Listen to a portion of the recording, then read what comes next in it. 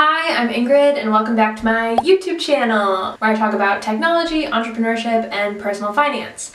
Today we're going to be talking about how I made $20,000 on Robinhood investing in stocks. So I didn't know about investing until really late in the game. I was like basically 25 before I started investing, and yeah, I don't know why it took me so long to figure this out.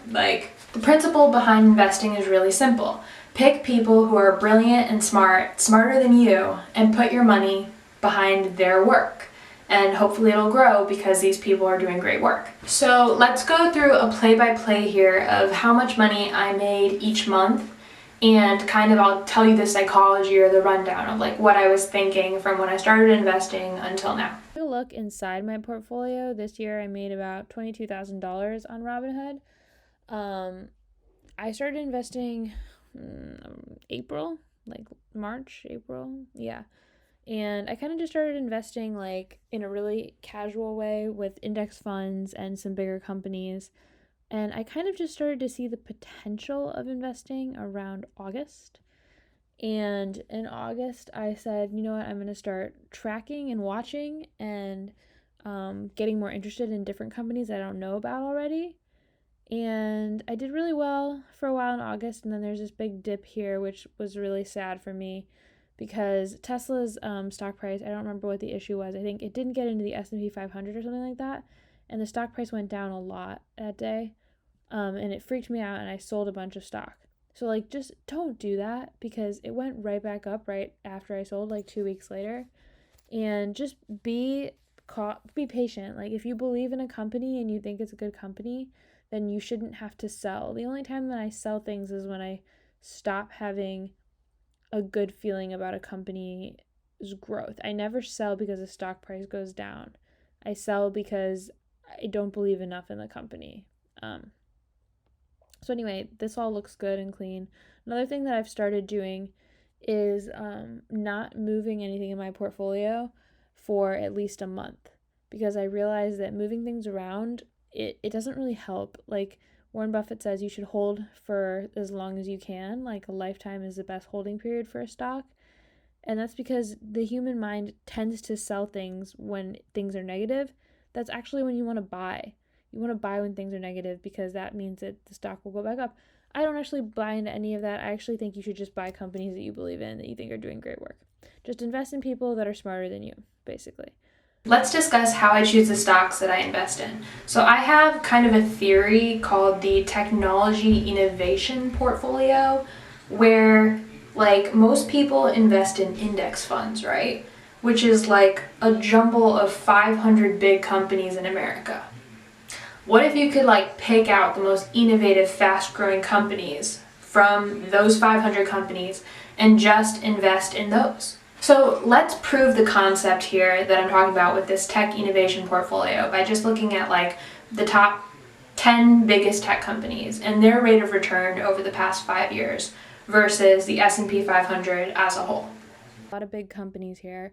We have Tesla getting a 1,697% return in 5 years, Fiverr at 745, Etsy at about 2,000%, Square at 1,769, Adobe at 421, Google here at 132, Apple at 413, Microsoft at 301, Facebook at 163, and Amazon at 382.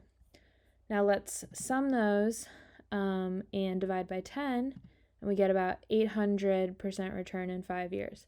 Meanwhile, your ETF is getting 89%. Why wouldn't you want to do that? Why wouldn't you want to fast track the rate of your own growth, right? By choosing innovative companies rather than there's got to be so many companies in those 500 that are just not innovative. They're not doing anything. Companies that Warren Buffett would love, Coca-Cola. But is Coca-Cola inventing the future? Is the future sugared water? Is it?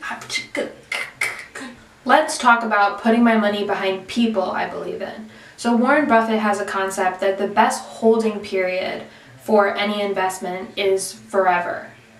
And so I really took that to heart, and I was like, okay, at first I was following trends. I was looking at the lines and the graphs and the percentages, and then I just started to think like, okay, if a stock goes down a certain percentage, what's going to make me feel comfortable holding on to that stock? What's going to make me think like, oh my gosh, this is going to go back up, don't worry.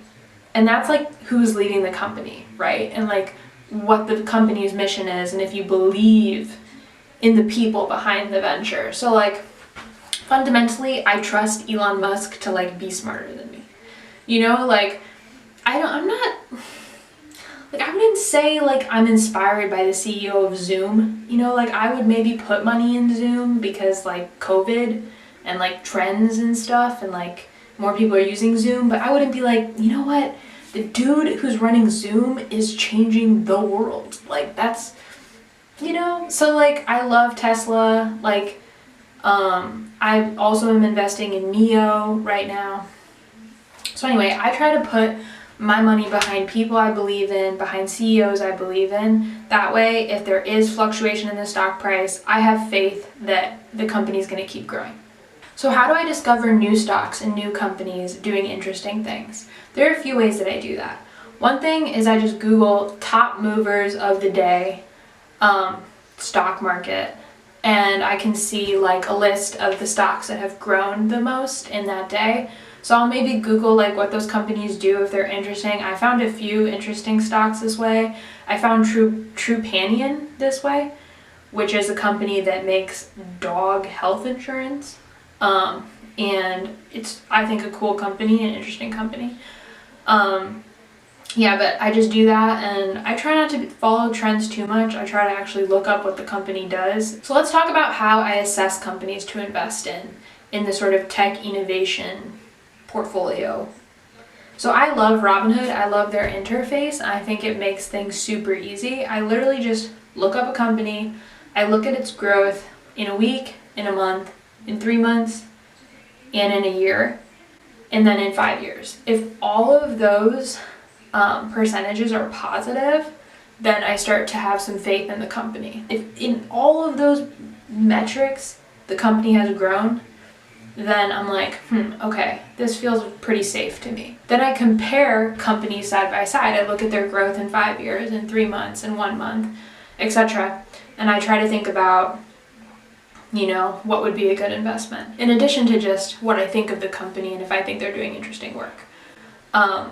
I know that's not the most technical or like legit way to think about investing, but that's what I'm doing right now. I hope to learn more and have more to communicate to you guys when I learn about like P ratios, and there's just all kinds of stuff with investing that you can learn about. So I'm gonna keep digging into that stuff and deliver it on this channel, I promise. That's my current way of assessing companies to invest in. So I also experimented a little bit with like penny stocks and smaller companies, and you know, because a penny stock can go up like 1,000% in a day, but I didn't really have much success with that. So I've kind of just focused on the biggest companies that are the most innovative and have the fastest rates of growth. Like I'm not trying to get on the very bottom because that's like a little risky, but kind of riding the wave of like, okay, this is definitely going to happen. Like self-driving cars, for example, like it's going to happen. It's happening, right? You might as well ride that wave. So if you guys actually want to see what's in my portfolio, like and comment and subscribe to my channel. And I'm going to make another video soon on what's in my portfolio, what stocks I actually am investing in right now. And I'll probably make one of those like every month because it'll keep changing. If you like this video, give it a thumbs up, subscribe to my channel, and I will see you guys next time. Peace.